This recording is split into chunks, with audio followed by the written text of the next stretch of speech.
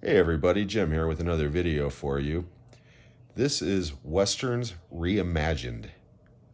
But before we begin, at the end of this video, if you like what you see, please consider giving me a thumbs up, a possible subscribe, but most importantly, leave comments below. Let me know how you feel about this video. Let me know what some of your favorite reimagined Westerns are. Now, about 3 weeks ago, I posted a video of my 20 favorite Westerns that I had in my collection, and the response on that video has been unbelievable. At the time of this filming, I've already gotten over 2,200 views on that particular video, and I just could not believe the response that I got from that. I had no idea that Westerns were so popular, to be quite honest. It's a genre that I've always loved. But I talk to a lot of people, and they're always like, I don't really like Westerns. It's not really my flavor, okay? But a lot of people have seen movies that are directly influenced by Westerns. Westerns, musicals, and biblical epics were basically, oh, and horror movies, of course, were basically the cornerstones of Hollywood back in the day. And like those other genres, they've had their ups and downs through the years. But Westerns are one of those genres that, as long as movies are around, Westerns will be around. So I kind of wanted to delve a little bit further into the mythology of those types of films and see how they translate into films that aren't necessarily Westerns, but either have a Western flavor or are basically remakes of those stories, but told in different ways. But before we start all that, I wanted to start with this. Akira Kurosawa's Seven Samurai. This is from 1954, and it is largely considered to be one of the greatest movies ever made, and I certainly would not argue. This is an incredible, incredible film. Now you're looking at this and you're like, okay, this is definitely not a Western, and you're correct, it is not. However, 6 years later, that movie was remade into The Magnificent Seven, with Yul Brynner, Steve McQueen, Charles Bronson, Eli Wallach. You know the cast. And it's an incredible film, directed by John Sturges. But quite honestly, The Magnificent Seven is a Western remake of The Seven Samurai. It's the same exact story, just told in a different way. Both of these movies are considered classics.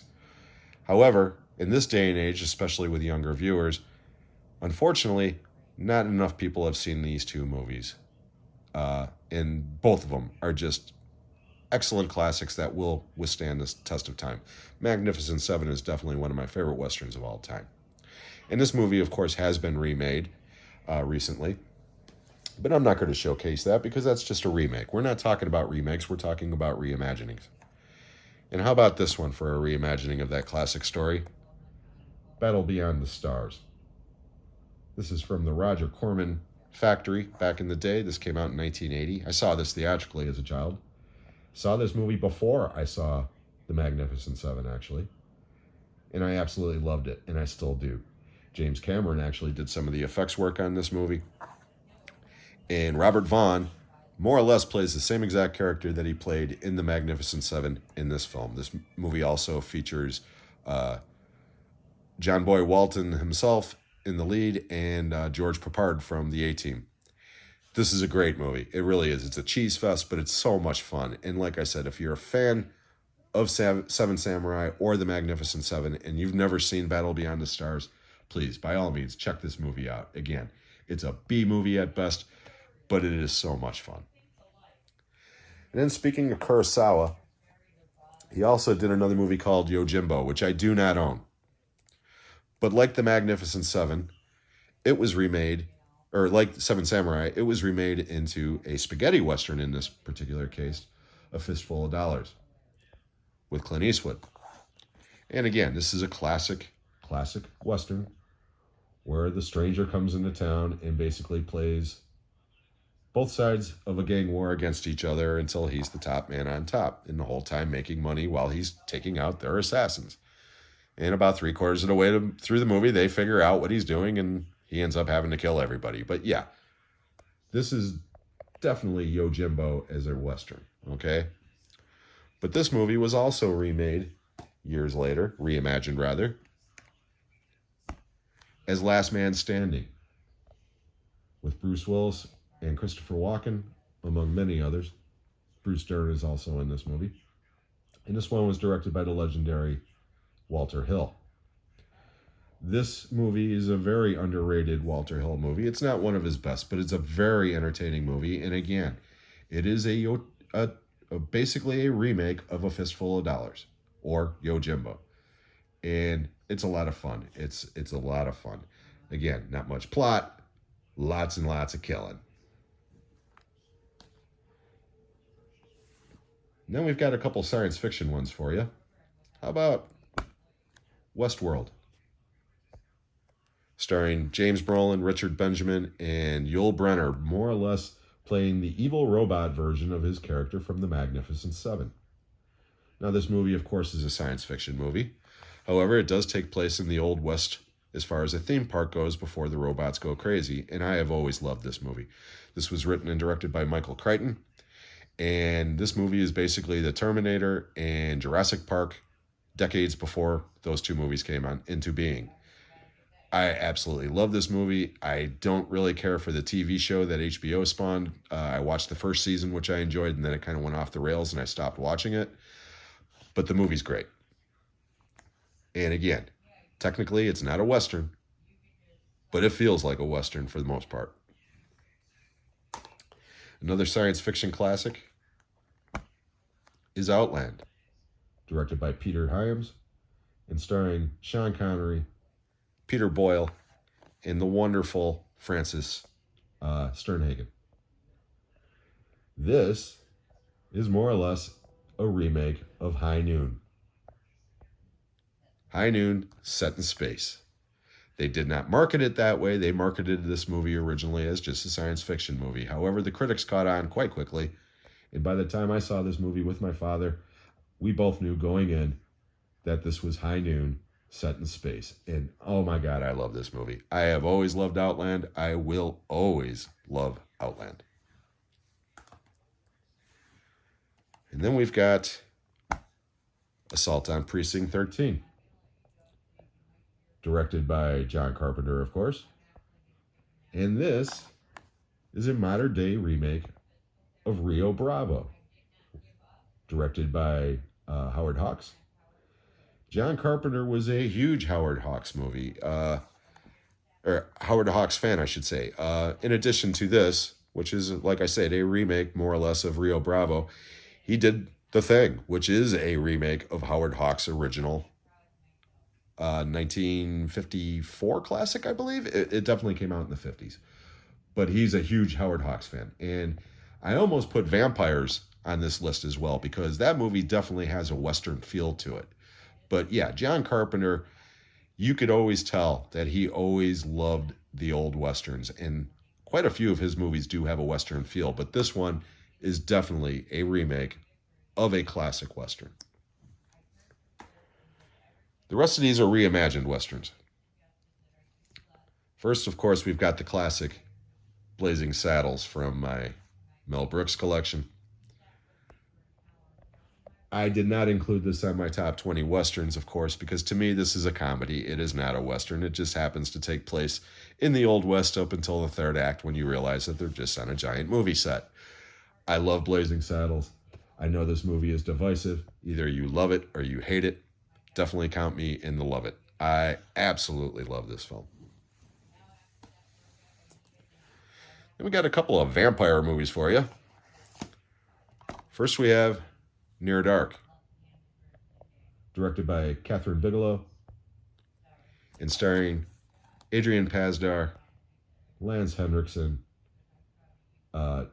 Jenny Wright, Jeannie Goldstein, and the late, great Bill Paxton, among others. Oh, Tim Thomerson. I forgot Tim Thomerson.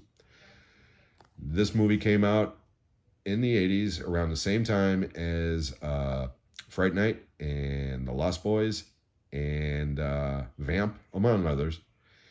And out of all the movies, okay, Fright Night's my favorite. It still is my favorite. I love Fright Night. I love The Lost Boys. I love this film. I do not like Vamp. I have never liked Vamp. But this movie, again, even though technically it's a horror movie, it feels like a Western. I mean, Bill Paxton's character wears spurs, for Christ's sake. And It just does. The whole father looking for the kidnapped son kind of reminds me of like Big Jake a little bit, and the showdown at the end is straight out of a Western. I mean, it's just straight out of a Western. I love Near Dark. I cannot wait until they finally come out with this on Blue. I need to upgrade this, but as it is, it's one of my favorite movies from the 80s. Speaking of vampires, this one most people have never even heard of. This one is called Sundown, The Vampire in Retreat.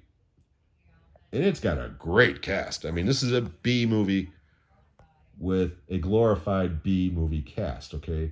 Headlined by David Carradine and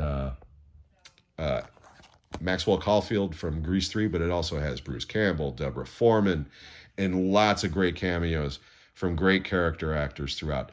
But again, this movie is a horror comedy Western. These vampires are trying to go straight. They wear sunblocks so they can walk around during the day, and they try to drink synthesized blood.